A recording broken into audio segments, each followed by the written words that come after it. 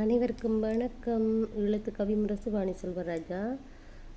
உலக சாதனை பெண்மணி என்ற விருது எனக்கு கிடைச்சிருக்கு. 2024க்கான விருது. இப்போ 2025 எல்லாம் நான் வணங்குகிற சிவபெருமான இந்த பாதத்தில் இதை வைக்க வேண்டும். நான் ஈழத்தில் இருந்தாலும் பல குழுமங்களில் அதை கொண்டு நடத்தி போட்டிகள், கவிதைகள், சித்திரம், சமூக பணி எல்லாம் ஒரு சேவையைத்தான் செய்கிறேன். எனக்கு ஒரு பெயர் புகழுக்காக வேண்டி செய்யலை. ஆனாலும் எனக்கு பெரிய சந்தோஷம். உலக சாதனை பெண்மணி என்று வேர்ல்ட் ரெக்கார்ட் உலக சாதனையாக எனக்கு அதை தந்திருக்காங்க. ஈழத்தில் இருந்தக்குள்ள பெரிய சந்தோஷம், மகிழ்ச்சி. அந்த தளத்துக்கு நான் பெரிய மதிப்பும் மரியாதையும் வச்சிருக்கிறேன்.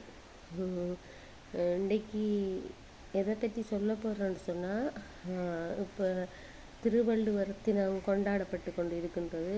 இன்றைய நாள் 16ஆம் தேதி 3ஆம் மாதம் பங்குனி மாதம் 2025. இன்றைய நாள் நான் திருவள்ளுவரை பற்றி ஒரு சின்ன உரை உண்டு உங்களுக்கு என்னால் முடிஞ்சளவு ஒரு 2 வார்த்தை சொல்லலாமல் இருக்கிறேன். எல்லா காலத்திலையும் போற்றி புகழக்கூடிய திருக்குறளை நமக்கு தந்தது திருவள்ளுவர். அவருக்கு நிறைய பேர் இருக்குது, அது எல்லாருக்கும் தெரிஞ்சிருக்கும். அவர் அந்த திருக்குறளை 2 வரியில் நம்மளோட உலகத்தில் நடக்கிற விஷயங்கள், அதாவது நம்மளோட வாழ்க்கையில் என்ன தேவையில்ல நடக்கிற விஷயங்களை நம்ம அப்படியே உள்ளே புகுத்திருக்க 2 வார்த்தையில் நம்மளோட வாழ்க்கையில் தேவையான விஷயத்தை சுருக்கமாக 2 வரிகளில் அதை தந்திருக்கிறார். அதுக்கான விளக்கமும் சுருக்கமாக தந்திருக்கிறார்.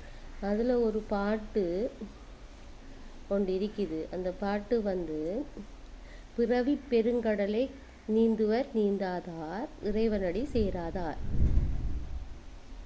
பிறவி பெருங்கடலை நீந்துவர் நீந்தாதார் இறைவனடி சேராதார்.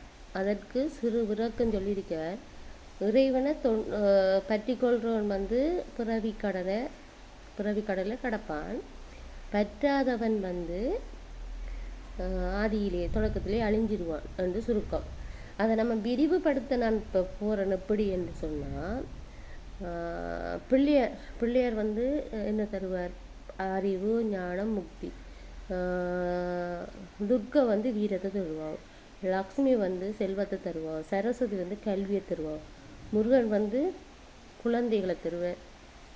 அவரும் தமிழுக்கான கடவுள். அப்படி இருக்கக்குள்ள பிறவி கடனை தீர்க்கிறது என்றது சிவனை தவிர எவருமே இல்லை.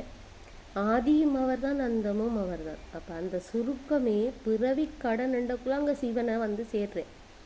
அந்த பிறவி கடனை நம்ம அடையணும்னு சொன்னால் சிவனை நம்ம நேசிக்கணும். நம்மளோட உயிர் போகிற நேரத்தில் ஒருவரும் வரமாட்டாங்க, ஆனால் சிவன் வருவார்ன்றது கதையில் இருக்குது. அப்போ அந்த சிவனை நம்ம அடைஞ்சோம்னு சொன்னால் நம்ம பிறவியில் செய்த பாவங்கள் கொஞ்சம் குறைக்கப்பட்டு நமக்கு மறு ஜென்மம் வராது. அதான் விஷயம். அப்போ சிவனை நம்ம வழிபட்டால், சிவன்ன்றது அன்பான கடவுள். உங்களுக்கு தெரிஞ்சிருக்கும். சில கதைகளில் பிழையா சொல்லி பிழையாக்கியிருக்கேன். அந்த திருவள்ளுவர கூற்று பிறவி பெருங்கடலை நீந்துவர் நீந்தாதா இறைவனடி சேராரா. அங்கே பிறவி கடன்ன்றக்குள்ளேயே சிவனைத்தானே அவர் குறிப்பிடுறேன். சரியா? இப்போ அந்த சிவனை நம்ம வழிபட்டால் எல்லாமே கிடைக்கும். சிலவங்க கேட்பாங்க, சிவனை வழிபட கஷ்டம். சிவனை வழிபட்டால் கஷ்டம் வரும். எத்தனை நாளைக்கு வரும்?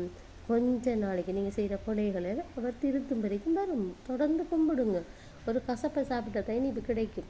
அந்த இதை தாண்டிட்டீங்கன்னா, அந்த கசப்புகளை நீங்கள் தாண்டிட்டீங்கன்னா அதில் நிறைய அதுக்கு பிறகு உங்களுக்கு நன்மைகள் கிடைக்கும். அதுக்கு உதாரணம் நான் சாமியை கும்பிட மாட்டேன்.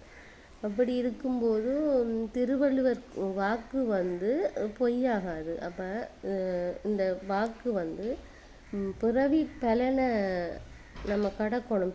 பிறவி பெருங்கடலை நான் கடக்கணும்னு சொன்னால் இறைவனை நம்ம வழிபடுறது, அவசியம் வழிபடுறது நல்லது. நன்றி, வணக்கம். ஈழத்து கவிமுரசு வாணி செல்வராஜா. நன்றி.